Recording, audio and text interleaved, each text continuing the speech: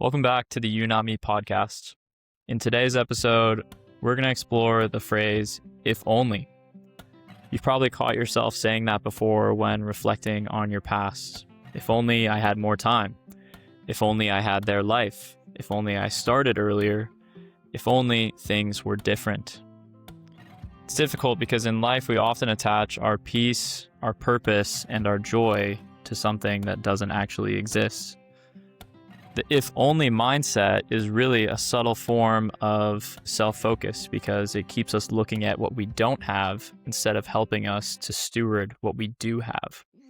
So in today's episode, Chris and Andrew are going to be digging into this phrase, if only, examining it from a you not me mindset perspective, and then helping you to reframe this so that you can get out of regret and start moving towards a more promising future. Chris and Andrew, welcome in today. Thank you. Thanks. Actually, I have an if only about this podcast even after we're done. I'm like, oh, if only I'd said, dang it, I missed my moment. That's great. That's relatability right there. Sometimes I look back at some of these old episodes and I'm like, man, I've had like 40 different hairstyles. And sometimes I'm like, if only this was not my hairstyle on this particular recording. But yeah, personal vulnerability, Chris, if you're going to just start off by just kind of digging into some if only moments in your life and really just kind of connecting to any of the listeners out there in that way. Yeah, I mean, obviously being 50 now, I've had a lot of if only moments. And one of them even just has to do with You Not Me even. I started this back in, was it 2016 or so, somewhere around there. And because of a company I was working for at the time that didn't like things I was posting to try to be encouraging to people, I actually, they forced me to stop, and I said, okay. And I was too worried about my job.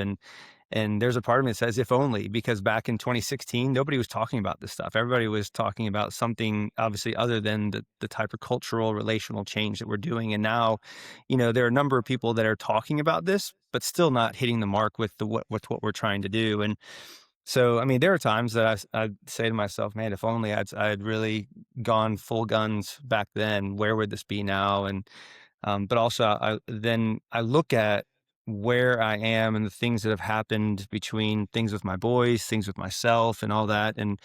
And I don't know that had I stepped out, it would have been the right timing. And sometimes no can actually, whether it's our choice, someone else's choice, or just with circumstances, sometimes no is actually the best yes. And we have to trust and rest in that. But there are a lot of times that I look back and like, if only I had, instead of going to race my bike when my kids were, 2 and 4, I'd spent more time with them and could I have been a better, more present father at their first couple of years or whatever. But again, it's just the danger is, it's kind of like we're driving a car or walking. And if you're looking backwards the entire time, even if your hands are on the wheel, you're going to turn and veer off the road. Or if you're just looking backwards and walking, you're going to walk straight into a wall. So you can't just be looking backwards all the time, but also sometimes we say, if only, this had happened, then I wouldn't do this. And you self-justify things. So there's a lot of if onlys that I have. And but I think the biggest thing is just resting in where you are. And as you said, how can you pivot and say, what direction am I going forward in now? And what's the next best step? I know. And it's one of those things where as you think about, it's like those movies where somebody goes back in time and like some kind of time machine and they alter history in some way. And then how like the ramifications of that down the road. I think about just, like if we had done something different, who knows the trajectory of our life? And I think about, I haven't met anybody that has been through, when I think about their life and they look back where they actually think, gosh, I wouldn't have gone through everything I went through. And because that's where we grow. I think about like an if only moment when I was in college. There was a friend of mine, we had a business plan for a business. This was in the kind of early infancy of the internet. And it was a golf related business. And we had a lot of really positive encouragement. This was 1996 when we were going through this. And we would have had to drop out of college to actually go pursue this. And I have a lot of if so, or if only I had done that, because then I see kind of no-name companies go public, and they got a lot of money. But I sit there and I go back and I think through, okay, if that had happened, I maybe wouldn't have met my wife. And you just think about just those, you think about just how your life could be dramatically different, and how God uses all of our experiences for good. And I think about just that it is easy to go back and second guess. You just can't park there, like you said. Yeah. Yeah. I mean, and for me, and you, the two of you have been just great encouragement and examples for me, and just reminding is that the thing is, you're not behind. You're being formed, and sometimes, you look at people that win the lottery at a young age, or they didn't have to slowly work their way there, and they don't know how to handle it. They haven't been built up and refined to be able to handle that. And so actually winning the lottery, which is maybe what they thought was the best thing that's ever happened to them, may have been the worst thing that's ever happened to them, may have destroyed their family, may have, people only then care about money instead of relationships, and they start getting taken advantage of. And the people that were, quote, friends, all of a sudden it's just about getting something from you. Um, and I look at, You Not Me now, um, and it's interesting because, I mean, Jared, I'm so thankful for you to walk with me for almost 5 years now, and to help with getting the book out, and Jared, and Andrew with you to join me, and what an amazing compliment you are to Jared and I. But it's like, when I think about what we're doing, again, it doesn't matter if it helps millions of people or just one person. It's the point is that God's given me the opportunity to build into people and to serve people, to impact people. And it's not something that I actually deserve. I'm like, when I look I mean, if you talk to people when I was in high school, would I ever be doing this? Like, they'd be absolutely like, no way, especially my teachers. Right.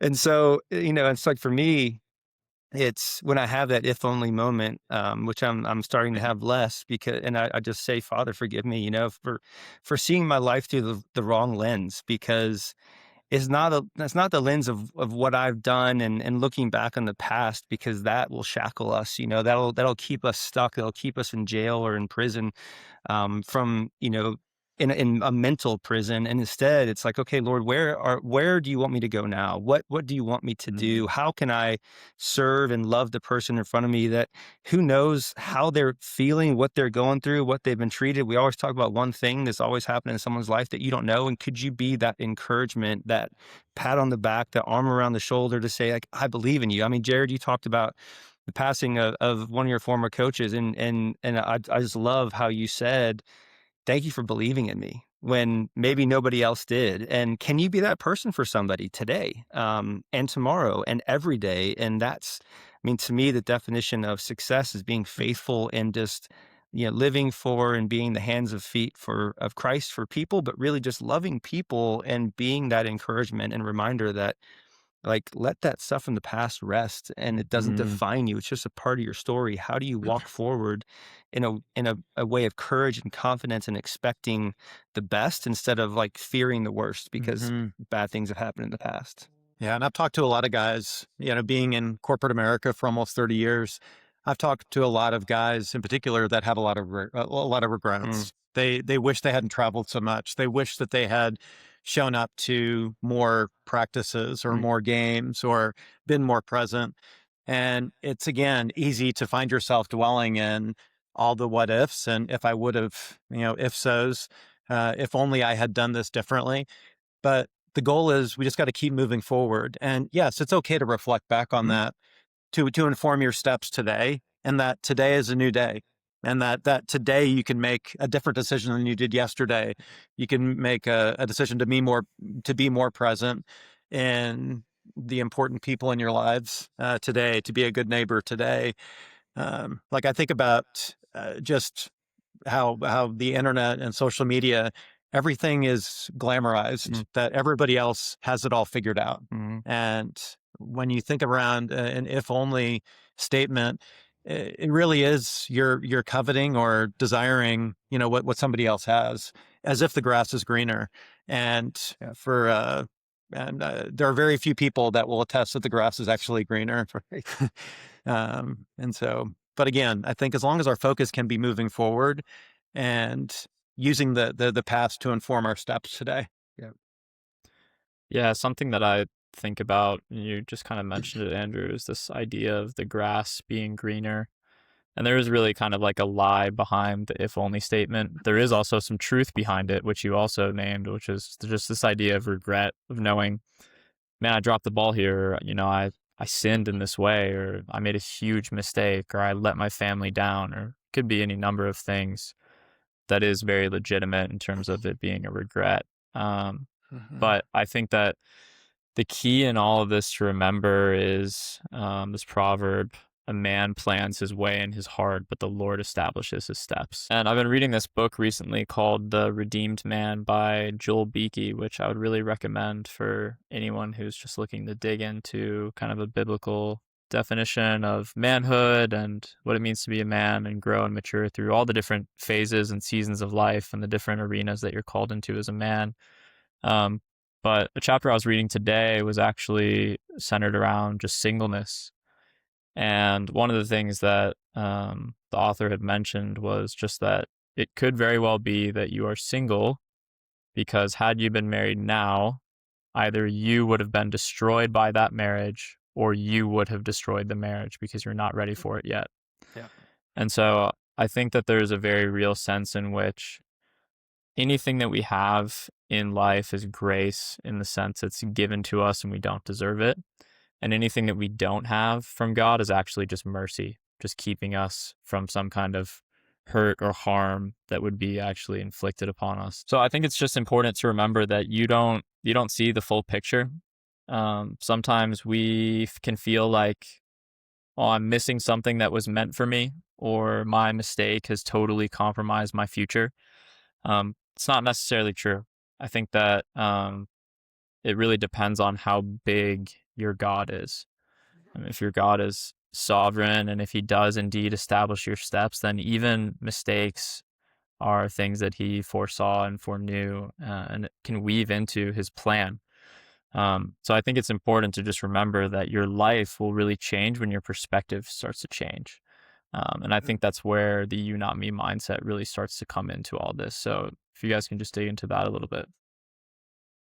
I mean, I think what's interesting is, people say, well, my life would be different, the circumstances were different. And the problem, or if I had that opportunity, I would have done the same thing or probably even better than that person had I been given that opportunity. And it's, the question is, did you put in all the work to help get into that spot that he did or that person did?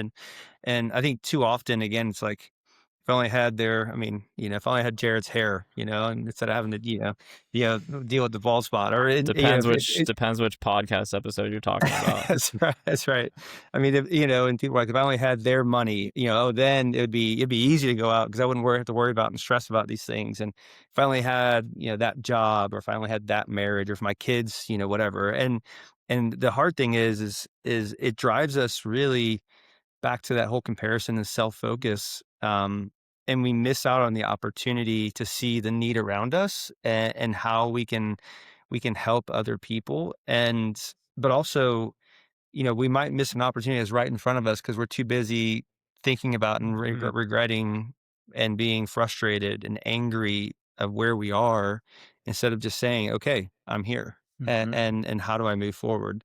And so it's like, the question is like, with what you have right now, again, I know you want to get promoted. I know you want to be the CEO one day or whatever it is you want to get to, but like, how are you making the most of your role or whatever it is that's in your hands and in front of you right now? How are you making the most of it? Because a lot of times we're not. We're too busy either regretting something in the past or looking ahead and saying, if only I had that, instead of being present in the moment and say, like, how can I do this with excellence? Yeah. No, and a lot of times people want to wish away, and self included, the hard experiences. Yet that's where we're formed. Yeah. And that's where that's where real change happens. And if I look back on my life and I think about those really hard moments, those were all pivot points that really propelled growth. And if I hadn't have had those, I 100% wouldn't be the man and the husband and the father that I am today. And so you're right. It's really about, okay, we have stewardship over our time, and we're blessed with resources. I remember somebody had told me about a gratitude journal, that when you're feeling like in this place of regret, start writing down, all the ways that you are blessed, the positive interactions, the opportunities you have to bless people. That it could be somebody that works behind the desk at your doctor's office. It could be the cashier at the grocery store. It could be just all those people that you have an opportunity to bless, and they in turn bless you. So it's all about how can you get focused on today versus feeling anchored to what you perceive to be bad decisions in the past. Yeah. Well, I mean, even if you take the parable of the talents, and you know, there was one person that was given 5, one person was given 2, one person was given 1, and one person was faithful and they multiplied, and they turned the 5 into 10, and the other person turned the 2 into 4, and God said, "Well done, good and faithful servant." And then there was the person that had the 1. They were like, "Oh, I just buried it and did nothing with it." And I think, a couple things is one, what are you doing with what you've been given? But 2, do you compare yourself and like, well, why was that person given 2 or 5? I was only given 1, so I really couldn't do that much. So just to play it safe, I just stuck it in the ground. And you're like, no, actually, um, if we get stuck in that, then again, there are people that are born into very well-to-do families, and people that are born into like pretty extreme low socioeconomic conditions, and being in either of those places doesn't determine where you end up, but it's what do you do with what you have. And again, it's been awesome to work with Envision Academy with the Charlotte Mecklenburg Police Department, and it's anywhere from like 60 to 70 youth, high school students over the summer that we get a chance to speak to and work with and help them see the different opportunities around them. And some of those are the first people in their family to ever go to college. So, and it's like, okay, just because you were born here doesn't mean that's where you're stuck. And there is upward mobility, and back to even what we're trying to do with all the growth and tangibles, and helping people see like their circumstances that you were born into or that you're in right now, or the storm or the trials, it doesn't define you, and it doesn't have to hold you back. You can still grow in the midst of suffering, a trial. Actually, as you said, that's where you grow the most, but also even in good times. If you really harness those intangibles and keep trying to put one foot in front of the other, moving forward, the if onlys go away, and you keep focusing on what can be and the opportunity in front of you. That's well said. I think there are also real situations where you have made kind of bad decisions, and there's pain today because of that. And that is hard. But again, you only get out of that by moving forward and by taking one step ahead, one step at a time. And I don't know, what is the saying, how to eat an elephant, one bite at a time. Yep. It's it's like you look at where people find joy despite their circumstances. There are examples throughout the Bible of that. There are people that are in prison today across the world that are finding joy in their circumstances. And irregardless of how painful a circumstance is that you're going through, you can find joy in progress. But it might take time. It might take time. And there are decisions again that we've made that that can create short-term pain, but you just got to move forward and keep your eyes marching forward. Yeah, I mean, I'm so glad you brought that up, because I think that's, we've talked about this a little bit in the past, but I think just in this episode is good to bring up as well, is that like sometimes we have done something wrong, and whether it's we've hurt ourselves or we've hurt somebody else, and powerful world, some of what I think, not the 9 most powerful words in that you can say in the English language is, "I am so sorry, please forgive me, I love you." And sometimes we have to ask somebody for forgiveness. Like we have to, the whole point is when we're convicted that we've done something wrong to hurt somebody, that can we go to them and say, I'm so sorry. Either maybe you did it on purpose and now you see it was wrong or whatever, or maybe it was a mistake, but going to somebody and with a truly repentant heart to say like, I am so sorry. I didn't mean to hurt you. I wish I could take it back, but I can't. But please forgive me. And then to change and go a new direction. And because I mean, again, I've had to do that with my boys, with my wife. Get down on one knee to my boys when they're little and say like, "I'm sorry, like the way I talked to your brother or whatever, that wasn't right." And I think the beauty in a true, authentic relationship, one that we're trying to help you learn how to do with, you, not me, is that anybody can be redeemed. Anybody can be salvaged, and sometimes it just takes heart change, and sometimes it's somebody that loved them well because maybe they've never been loved well previously, whether it's by their parents or anybody else or circumstances. But if we really have a heart that wants to change, and we tell somebody in sincerity like how sorry we are Mhm.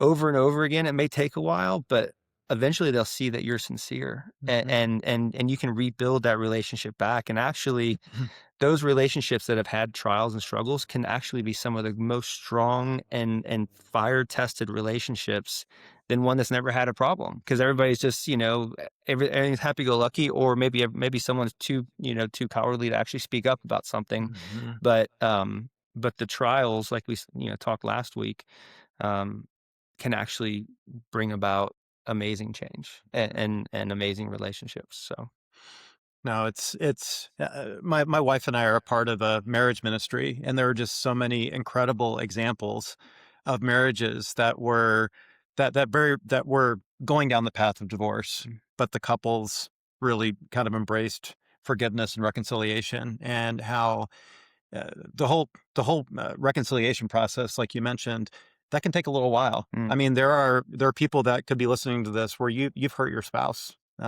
You've said something, you've done something that has damaged the marriage, and it's going to take a lot of work and a lot of time for you to show that you have changed your ways.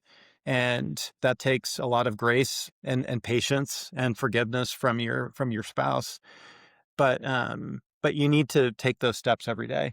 And, and again, when you think about couples that are considering divorce, I heard something earlier today. I was listening to a podcast and they were talking about divorce. And in that, they were saying, okay, if you were, after you get divorced, what are the things that you want to do? Oh, I'm going to work on my health.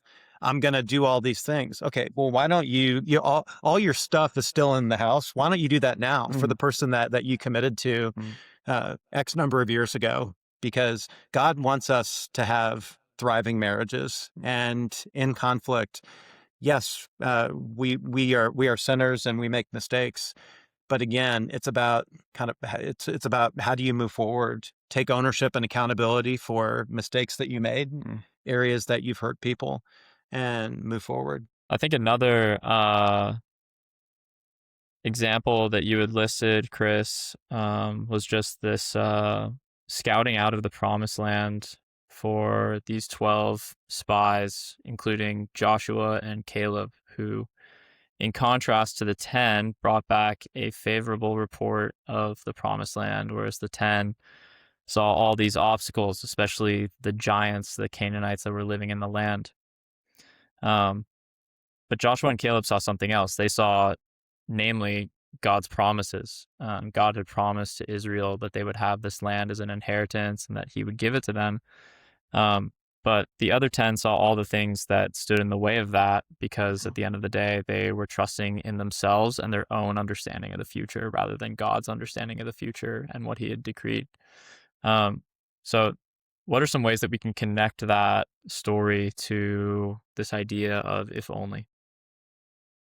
Yeah, I mean, I think about that situation you just talked about, and you have 12 people, and same, same, same circumstance, or everybody's looking at the same information, but two people come away with a very different perspective.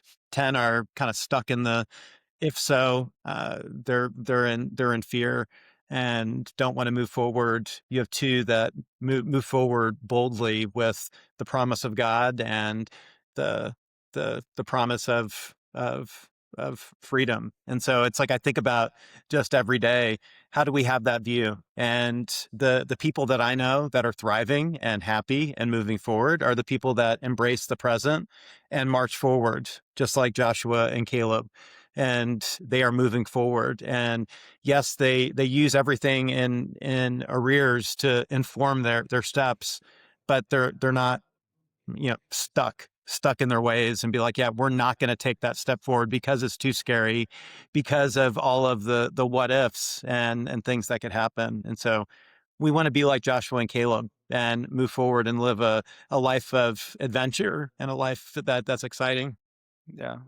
No, I think again, I mean, even you look at like say athletes, right? You might have 10 coaches watch one footballer, and maybe 5 or 6 have the same thoughts, and then you have 4 or 5 that are totally different. And it's like we can't let somebody else's opinion of us hold us back and what we need to meet what we need to be. And this is sometimes one of my downfalls is I'm kind of an eternal optimist, and I try to see the best in people, and sometimes I get taken advantage of, but I would rather be that way than consistently cynical and always looking, half glass empty. And again, back to, Joshua and Caleb, those two, they were able to actually go into the promised land, and they saw not just that, hey, but there's all these wonderful things, but also like the Lord is with us, and we can do this. Like we can go do this. And it's kind of like, Jared, I sent you, I mean, I think it's a pretty cool video of a post of just, a river being frozen over.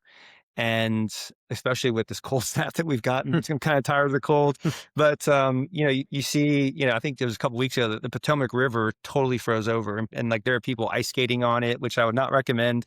That is not safe. But obviously, at the same time, pretty amazing to see that big of a river frozen over solid. Mm-hmm. But the thing is that river, it's not like the water underneath has stopped. It's still flowing. And the video that I sent you is such a cool picture of showing this huge frozen layer, but yet all this water just gushing underneath. And that's where we need to remember too, at the same time, God's always working in the background. Like there are things that we don't see yet that he's preparing in the midst of our being refined and sanctification and walking.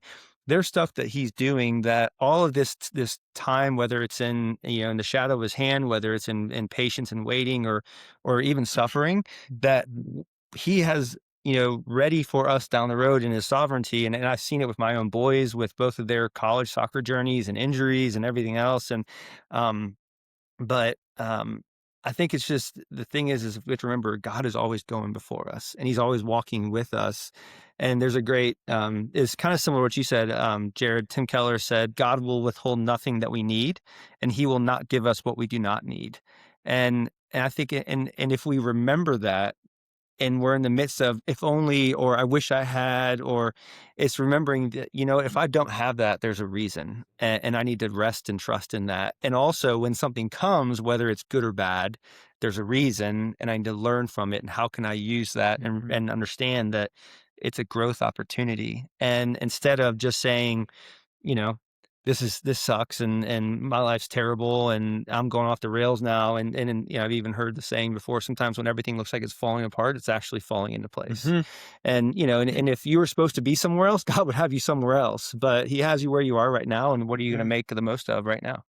And it reminds me too of friendships, and you want to surround yourself with people that help you move forward. Yeah. And I think about those times. I think about just going back to Joshua and Caleb and how, what voices are you listening to? They were clearly listening to the voice of the Lord. And, there are a lot of times that we hear voices and we listen to voices and we accept feedback from voices that don't really matter, that aren't helpful for us, that keep us kind of stuck, and keep our minds stuck. But, really look at your friends, and are you surrounding yourself with people that are helping you move forward? Are you surrounding yourself with people that are reminding you of your past, to keep you stuck there? And also the reminder of what kind of friend you can be. And from a you not me perspective, really being a friend that helps your friends move forward. Yeah. I mean, there are two sayings I've heard about friends and who you surround yourself with is show me your friends, I'll show you your future. And then the other one is friends are like elevators. They can either take you up or they can take you down. Mm-hmm. And so you have to choose wisely. And I mean, even back to, my wife and I were talking about this is, you can't choose your family, but the one person of your family you can choose is your spouse. Mm-hmm. And to make sure you choose that wisely. But that's, but honestly, it's so true. Like you can't choose your parents, you can't choose your children, but you can choose your spouse, and that will absolutely, I mean, I'm married so above, what I deserve, and I'm so thankful. And, I mean, when I think about what my family could have been had I not chosen her, and, um, and just what a blessing she is to me, but also to my boys. And so it's just remembering that, like, we have a choice in so many things, instead of saying if only and being focused in the past, or looking at what you don't have. Mm-hmm. What do you have, and what choice can you make now to really impact your future for the better? Yeah. Well said. And Yeah, if agree. I we're punched above my weight class as well. Jared, you kicked your coverage too. I'll say that. So yeah, shout it out is all the amazing. wives. Any of the wives who are listening to this, shout out you guys. Tap our Um, listeners. if we're gonna kind of like connect this and land the plane a little bit here for people who are stuck in this if only kind of mindset, what are some really practical ways that they can start to make that inward focused kind of like regret meditation mindset to more of an outward focused and present action kind of mindset? Yeah, I mean, I've always loved it's a Tibetan proverb, and it was, when a man reached down to help another climb the mountain, lo, he scaled it himself. And the thing is a lot of times, I mean, and there's a thing called F3 that I've done for a long time, and it's a workout. Guys show up, and you have people that are super fit to not fit at all. That this is the first time they've worked out in like 3 to 5 years, and so you'll be doing running, push-ups, all these different things. And sometimes, there are these guys struggling at the end and or in the back, and you have a choice. Do you just say, "Oh, well, I'm just gonna go prove myself and how fast I am," and just forget about the guy? Or can you say, "Hey, you know what? Today I'm gonna slow down and I'm gonna go encourage and run with that guy and come alongside him." And I think so often we're like, "Oh, but then I'm not getting my workout." But yes, you are. You are getting a workout, but also just your heart, your empathy, your mind, and you're building a relationship. Like, that person will remember that. Like, they'll be like, "Man, that's so cool. That guy was, super fit or super smart or whatever, and has been at the company for 10, 15, 20 years, and they came and reached down to me, a new guy or whatever it is." And like, we have so many ways. Someone just moves in, whether you start a new, someone new that just transfers into your school, someone that moves into your neighborhood. Like, how can you just come alongside them and just say, Mhm. "Hey, I see you, and I know you're new, and how can I just make you feel at home and make sure that person knows they're valued, cared for, and loved?" Yeah. I mean, it's like, who can I help today? Who can I build up today? Where can I serve? Be the encourager. Mhm. Show up early. Work with excellence. Love your family well.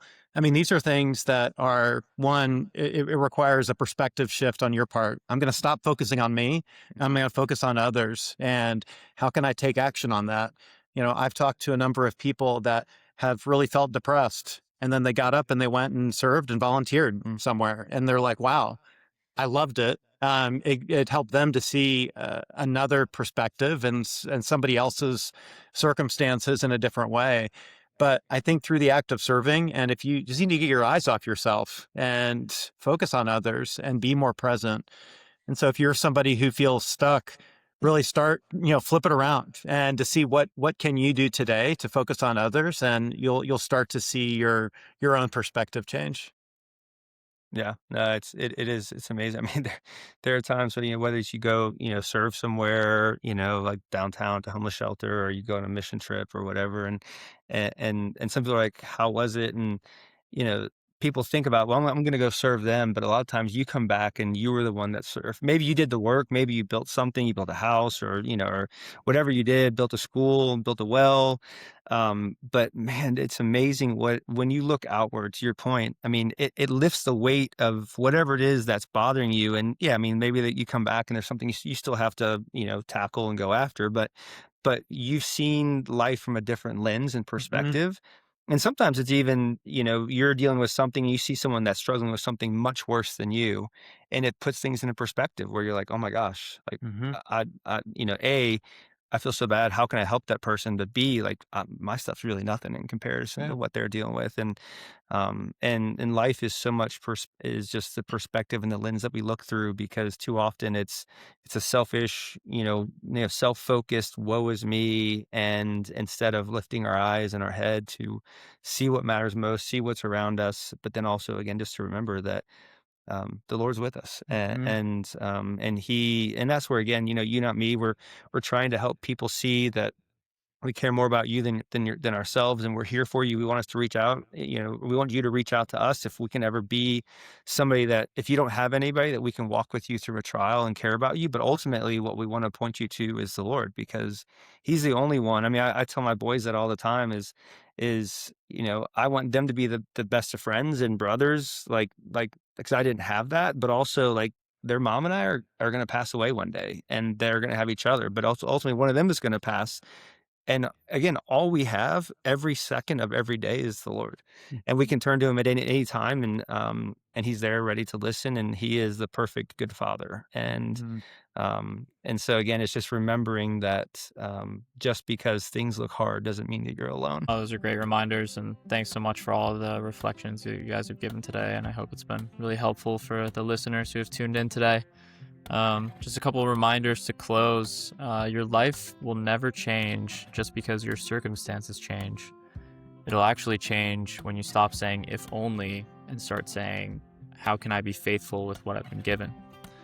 Remember that opportunities aren't just sitting out there somewhere, they're right in front of you every day. Just look around at the people in front of you. And when you stop looking at your life through the lens of what you lack, you'll start to realize that you've been given more than enough to make an impact. This has been the You Not Me podcast. Thanks for listening.